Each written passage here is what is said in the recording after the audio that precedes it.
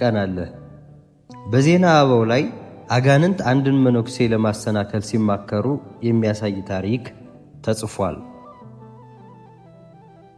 መነኩሴው ለብዙ ዘመናት በተጋድሎ አሳልፎ ከብቃት የደረሰ መናኝ ነበር።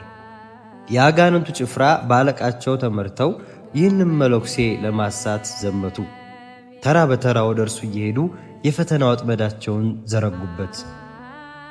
በዝሙት ሊፈትኑት ሞከሩ፣ አልተሳካም። በምግብ ሞከሩ፣ ድል ነሳቸው። የሚያውቁትን የፈተና ስልት በተለያየ መንገድ እየገለጹ አንዴ ሰው አንዴ መልአክ እየመሰሉ ሊጥሉት ቢሞክሩም አልቻሉም።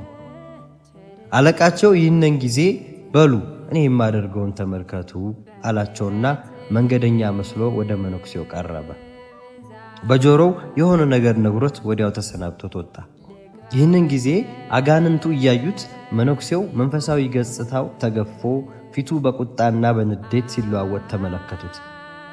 በዚህም ተደንቀው ምን ብለህ ነው ያሸነፍከው ብለው አለቃቸውን ጠየቁት። እርሱም እንዲህ አላቸው፣ ከአንተ ጋር ያደገውና ከአንተ ጋር የተማረው ጓደኛህ እኮ የእስክንድሪያ ፓትርያርክ ሆኖ ተሾመ ብዬ ነገርኩትና መጣሁ።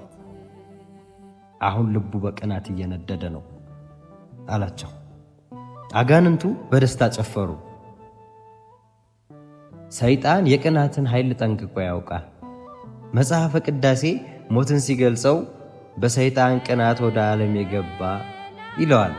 ሰይጣን በሰው ልጅ ጸጋ ቀንቶ አዳምና ሔዋንን በፈጣሪያቸው እንዲቀኑና አምላክ መሆን እንዲመኙ አድርጎ ዓለምን ያመሰቃቀለ ነውና ይህንም መነኩሴ ለመጣል ለ1000 ዓመታት ብዙዎችን ወቅቶ የጣለባትን ሰይፉን መዘዘበት።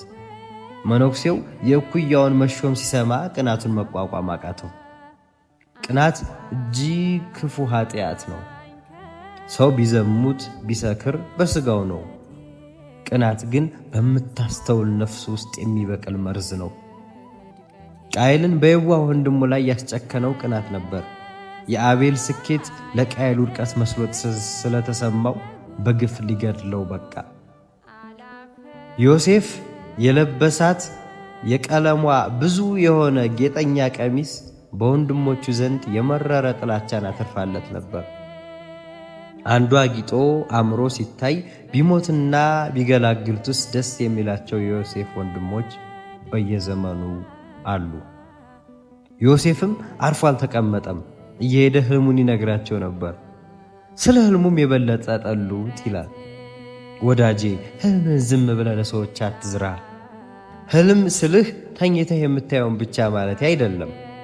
ራእይህን፣ ተስፋህን፣ እቅድህን ሲያውቁ የሚንገበገቡ የዮሴፍ ወንድሞች በየዘመኑ አሉና ፍቹ ባይገባቸውም ባልተፈታ ሕልም ይጠሉሃል።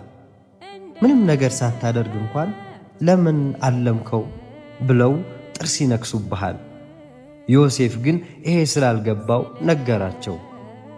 ወዳጄ አንተም ሕልምህን እንደ ዮሴፍ በየዋህነት የምትዘራ ከሆነ እንግዲህ የዮሴፍ አምላክ ይጠብቅህ እንጂ ሌላ ምን እልሃለሁ? ቅናት እጅግ ከባድ ነው። እረኛው ዳዊት ጎልያድን የገደለ ዕለት የተዘፈነለት መዘዘኛ ዘፈንም ነበር።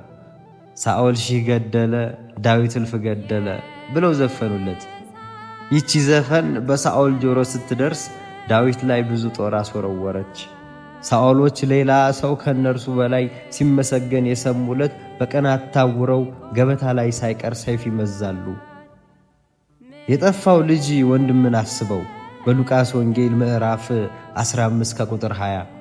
ወንድሙ ከጠፋበት ተመልሶ ደስታ ሲደረግ እርሱ ግን ከፍቶት ውጭ ቁጭ አለ። ወዳጄ ቅናት ከቤተ ክርስቲያንና ከእግዚአብሔር መንግሥት ያስወጣል።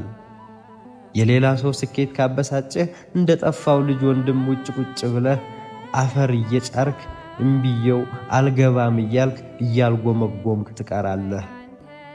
ክርስቶስ ላይ አይሁድ ያቀረቡት ትችት ሁሉ ለሕግ ከመቆርቆር ሳይሆን ከቅናት ነበር። ጲላጦስ እንኳን በቅናት አሳልፈው እንደሰጡት ያውቅ ነበር ይላል። አንዳንዴ ሰዎች ቅናታቸውን በሌላ ነገር እንደ አይሁድ ሸፍነው ትችት ያቀርባሉ። ለእግዚአብሔር ሕግ እንደተቆረቆሩ ለሥርዓቱ እንዳዘኑ መስለው ውስጣቸው ያለውን ቅናትና ጥላቻ ያንጸባርቃሉ። የሰንበት መሻር፣ ለቄሳር ግብር መክፈል፣ የመቅደሱ በ3 ቀን ፈርሶ መሰራት እንዳንገበገባቸው እርር እያሉ ቢናገሩም እውነታው ግን ቅናት ነው። የቤትህ ቅናት በላኝ እንዳለው ጌታ በየዘመኑ የሰዎች ቅናት ብዙ ንጹሐንን ትበላለች። ወዳጄ በሌላው ትቀና እንደሆን አሁኑኑ ከዚህ ውስጥን በልቶ ከሚጨርስ ካንሰር ራስህን አድን። ራስህን ከሌሎች ጋር አታወዳድር። በምድር ላይ እግዚአብሔር የፈጠረው አንተን የሚመስል ከቶ ሌላ ሰው የለም። ካንተ ቀድሞም በትክክል አንተን የሆነ ሰው አልተፈጠረም፣ ለወደፊትም አይፈጠርም።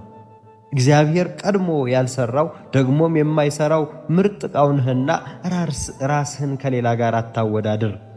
ለአንተ ብቻ የሰጠው ጸጋ አለና ሌሎችም መመልከቱን ትተህ ውስጥህ ያለውን ውድ ማንነትህን ቆፍረህ አውጣ።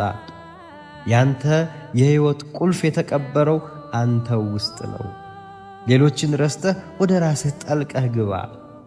መብለጥ ከፈለግክም አሁን ያለውን ራስህን ብለጠውና ሌላ ትልቅ አንተን ሁን። በቅናት እንዳትቃጠል ሌሎችን ሰዎችን ውደዳቸው።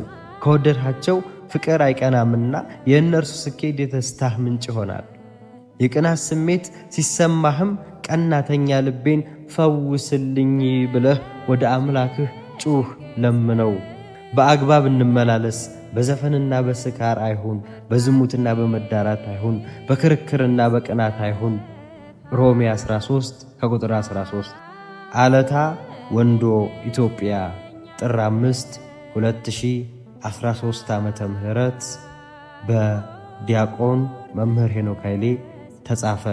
የግዮን ወንዝ። ወስብሐት ለእግዚአብሔር። በምሕረት